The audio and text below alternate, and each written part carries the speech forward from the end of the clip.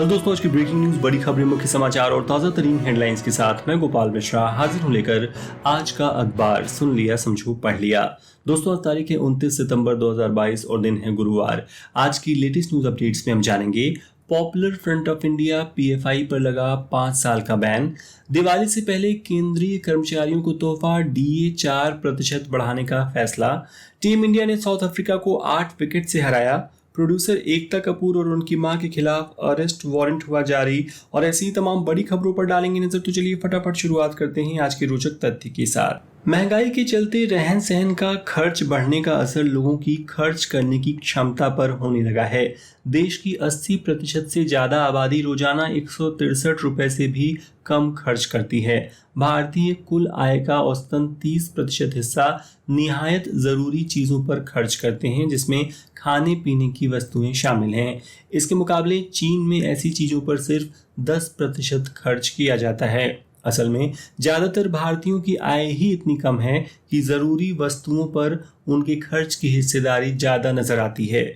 दोस्तों, आगे बढ़ने से पहले आप सबको एक बेहद जरूरी सूचना देना चाहूंगा, जो उम्मीद है कि ज्यादातर श्रोताओं के लिए एक खुशखबरी की तरह होगी।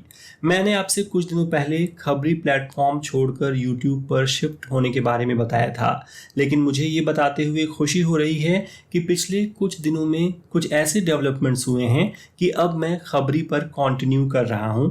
यानी अब आप आज का अखबार को पहले की तरह ही हर रोज खबरी पर सुन पाएंगे। Thank you so much for your love and support. अब सुनते हैं देश दुनिया राजनीति की सभी बड़ी खबरें। केंद्र सरकार ने बुधवार सुबह पॉपुलर फ्रंट ऑफ इंडिया यानी पीएफआई को 5 साल के लिए बैन कर दिया। पीएफआई के अलावा 8 और संगठनों पर कार्रवाई की गई है। गृह मंत्रालय ने इन संगठनों को बैन करने का नोटिफिकेशन जारी किया है। इन सभी के खिलाफ टेरर लिंक के सबूत मिले हैं। केंद्र सरकार ने यह action unlawful activity prevention act यानी यूएपीए के तहत लिया है। पीएफआई पर बैन लगने के बाद विपक्षी नेताओं ने राष्ट्रीय स्वयंसेवक संघ आरएसएस पर भी बैन लगाने की मांग शुरू कर दी है। कांग्रेस के बाद लालू प्रसाद यादव ने कहा कि संघ भी पूरे देश में हिंदू सांप्रदायिकता फैलाने का काम कर रही है, जो पीएफआई की तरह ही है, इसलिए इसे भी बैन करो।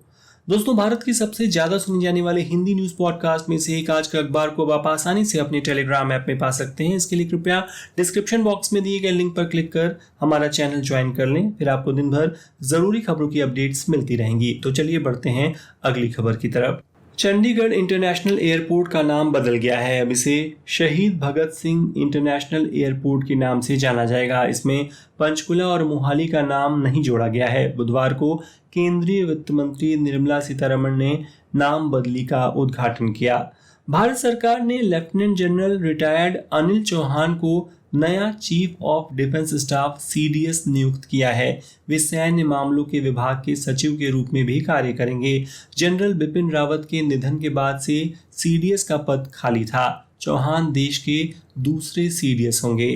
कांग्रेस में अध्यक्ष का चुनाव और राजस्थान सरकार में मुख्यमंत्री पद का फैसला, दोनों मसलों पर अब गुरुवार या शुक्रवार तक तस्वीर साफ होने की उम्मीद है। बुधवार देर रात दिल्ली पहुंचने के बाद दिल्ली एयरपोर्ट पर सीएम अशोक गहलोत ने कहा कि वे आज गुरुवार को सोनिया गांधी से मुलाकात करेंगे। इस बीच दिग्विजय सिंह, जो अभी भारत जोड़ो यात्रा में राहुल गांधी के साथ हैं, उन्हें अचानक दिल्ली बुलाया गया है। उनके भी अध्यक्ष बनने के आसार हैं। उत्तराखंड के मुख्यमंत्री पुष्कर सिंह धामी ने अंकिता भंडारी के परिजनों को 25 लाख रुपए का सरकारी मुआवजा देने का ऐलान किया है। इस पर कवि कुमार विश्वास ने पूछा कि राजनीतिक परिवारों के लड़कों के कुकर्मों के लिए जनता के पैसों से मुआवजा क्यों दिया जा रहा है। आरोपी पुलकित आर्य की संपत्ति नीलाम कर परिवार की मदद करनी चाहिए। सीनियर एडवोकेट आर वेंकटरमणी को 3 साल के लिए भारत का नया अटॉर्नी जनरल नियुक्त किया गया है। वे सुप्रीम कोर्ट में वरिष्ठ वकील और लॉ कमीशन ऑफ इंडिया के सदस्य हैं। पश्चिम बंगाल शिक्षक भर्ती घोटाले के आरोपी और जेल में बंद पूर्व मंत्री पार्थ चटर्जी की जमानत याचिका पर बुधवार को सेशन कोर्ट में सुनवाई हुई। पार्थ को जमानत देने का ईडी ने विरोध किया। ईडी ने चार्जशीट में कहा है कि शिक्षा मंत्री रहते हुए पार्थ ने अपनी करीबी अर्पिता की बहन को सरकारी नौकरी दिलाई। जांच एजेंसी ने आगे दावा किया कि अर्पिता और पार्थ दोनों थाईलैंड के फुकेट साथ गए थे। पटना में बच्चियों की अवेयरनेस के लिए हुई एक वर्कशॉप में एक लड़की ने पूछा कि क्या सरकार 20-30 रुपए का सैनिटरी पैड नहीं दे सकती। इसके जवाब में एक सीनियर महिला आईएएस अधिकारी ने कहा कि इस मांग का कोई अंत नहीं है। कल आप जीन्स पैंट, परसों जूते और जब परिवार नियोजन की बात आएगी तो निरोध भी मुफ्त में मांगोगे। इस जवाब की हर तरफ निंदा की जा रही है। अहमदाबाद शहर के एक गरबा मैदान में मंगलवार की रात उस समय तनावपूर्ण हालात बन गए जब हिंदू संगठनों ने 2 मुस्लिम युवकों को पकड़ लिया। इसी बीच पूछताछ के दौरान कुछ युवकों ने इनकी जमकर पिटाई कर दी और मैदान से बाहर निकाल दिया। पश्चिम बंगाल की ममता बनर्जी सरकार को कलकत्ता हाई कोर्ट से बड़ा झटका लगा है। कोर्ट ने राज्य सरकार की योजना दुआरे राशन योजना को अवैध घोषित कर दिया है। तालिबान ने पहली बार किसी दूसरे देश से बिजनेस डील की है। तालिबानी हुकूमत ने रूस से डिस्काउंट रेट पर ऑयल, एलपीजी और गेहूं खरीदने का करार किया है। पाकिस्तान के कराची में बुधवार शाम चीन के एक डॉक्टर की उसकी क्लिनिक में घुसकर हत्या कर दी गई। हमले में डॉक्टर की पत्नी और दूसरा चीनी नागरिक गंभीर रूप से घायल हैं। चीन अपने नागरिकों पर पाकिस्तान में हो रहे लगातार हमलों से बौखला गया है। उसने बीजिंग में मौजूद पाकिस्तान के एम्बेसडर को तलब किया है। अमेरिका के फ्लोरिडा तट पर बुधवार देर रात क्यूबा की एक नाव डूब गई। हादसे के बाद 4 लोग तैरकर किनारे पर आ गए, लेकिन 23 लोग लापता बताए जा रहे हैं। अब सुनते हैं बिजनेस वर्ल्ड की लेटेस्ट न्यूज। टाटा मोटर्स ने कल अपनी लोकप्रिय हैचबैक टाटा टियागो का ईवी वेरिएंट लॉन्च किया। इसकी शुरुआती कीमत 8,50,000 रुपए है। ये देश की सबसे सस्ती ईवी कार है। इस ईवी में सिंगल चार्ज में 315 किलोमीटर की रेंज मिलेगी। इसकी बुकिंग 10 अक्टूबर से शुरू हो जाएगी। इस साल के शुरुआती 3 महीने आईटी इंडस्ट्री के लिए सबसे बेहतरीन रहे।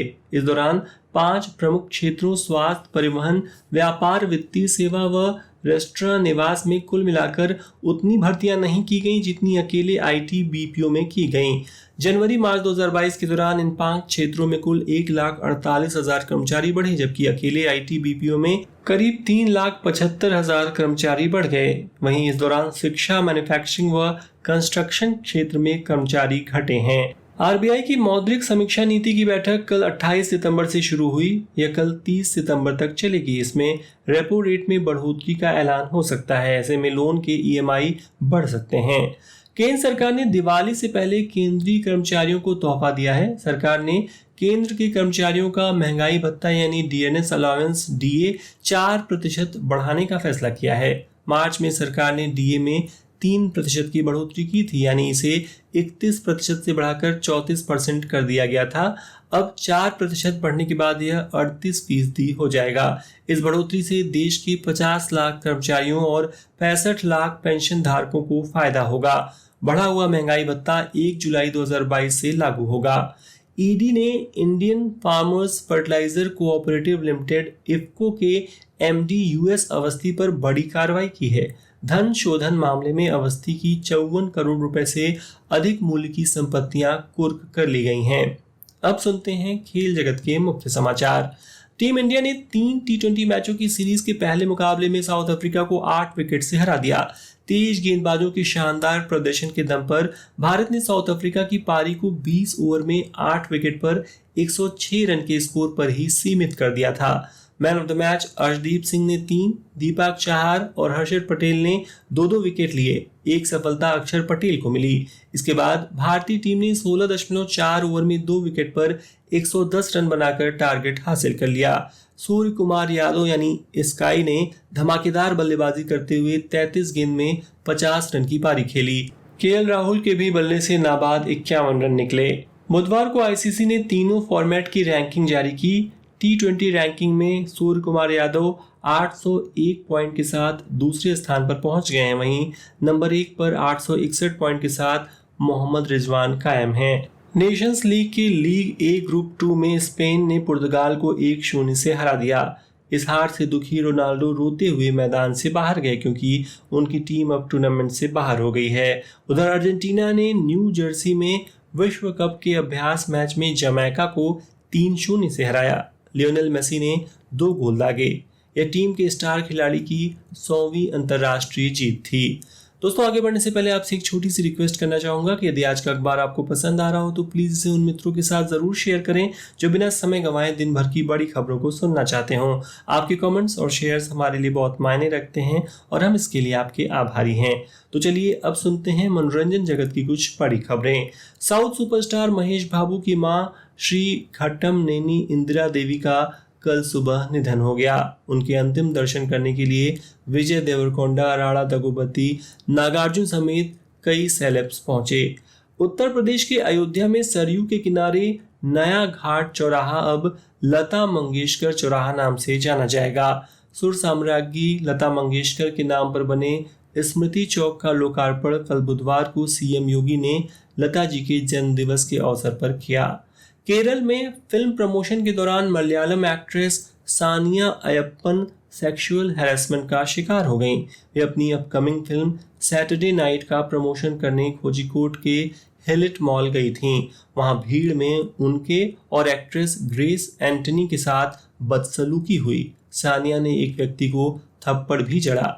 कनाडा में रहने वाले कुछ समूहों के बीच तमिल फिल्मों को लेकर नफरत का माहौल है। ऐसे में अब मणिरत्नम की फिल्म पोन्नियन सेल्वन भी विवादों में जा फंसी है। कनाडा और लंदन के थिएटर मालिकों को धमकी भरे मेल्स आ रहे हैं जिसमें दावा किया गया है कि अगर फिल्म को थिएटर में रिलीज किया गया तो हंगामा होगा। सलमान ने बिग बॉस 16 के लिए 1000 करोड़ रुपए फीस मिलने की खबरों को खारिज कर दिया। कहा इतने पैसे मिले तो वो लाइफ में कभी काम ही नहीं करेंगे। वास्तविक फीस इसकी 1/4 भी नहीं है। प्रोड्यूसर एकता कपूर और उनकी मां शोभा कपूर के खिलाफ अरेस्ट वारंट जारी हुआ है। बेगूसराय सिविल कोर्ट ने यह वारंट जारी किया है। कोर्ट ने यह warrant web series XXX season 2 को लेकर जारी किया है। सीरीज में एक फौजी की पत्नी को लेकर शर्मनाक सीन दिखाए गए थे। और अब आज की रोचक खबर। किसी मरीज के पेट से डॉक्टर की छोड़ी हुई कैंची निकलने की बात शायद आपने कभी सुनी हो, पर मैं अभी जो खबर बताने जा रहा हूं वो सचमुच अविश्वसनीय है। मुजफ्फरनगर में एक शख्स के पेट से 62 स्टील की चम्मचें निकली हैं। इतनी सारी चम्मचें युवक ने एक साल में नशा मुक्ति केंद्र में निगल ली थीं। फिलहाल उसकी हालत गंभीर है और आईसीयू में इलाज चल रहा है। तो दोस्तों ये हो गई आज के प्रमुख समाचार पत्रों में छपी ताजा तरीन खबरें। अब समय है कल पूछे गए प्रश्न का उत्तर देने का। कल मैंने पूछा था इनमें से कौन पहली फ्लेक्स फ्यूल कार लॉन्च कर रहा है, मारुति, टोयोटा या हुंडई। सही जवाब है टोयोटा। जिन्होंने भी सही उत्तर दिया उन्हें बधाई। और अब आज का सवाल है कि दुआरे राशन योजना किस राज्य से संबंधित है? ए पश्चिम बंगाल, बी बिहार या सी यूपी। कृपया कमेंट के माध्यम से अपना उत्तर जरूर दें। आज का अखबार अंत तक सुनने के लिए आपका बहुत बहुत धन्यवाद। अब अगले बुलेटिन में खबरी के मुख्य खबरें चैनल पर सुनिए दिन भर की बड़ी खबरें रात 8 बजे। And once again I request you to please follow अच्छी खबर channel and share this podcast with your friends. तो कल फिर होगी मुलाकात, क्योंकि हर दिन हर बार लेकर आता हूं मैं आज का अखबार। तब तक के लिए नमस्कार।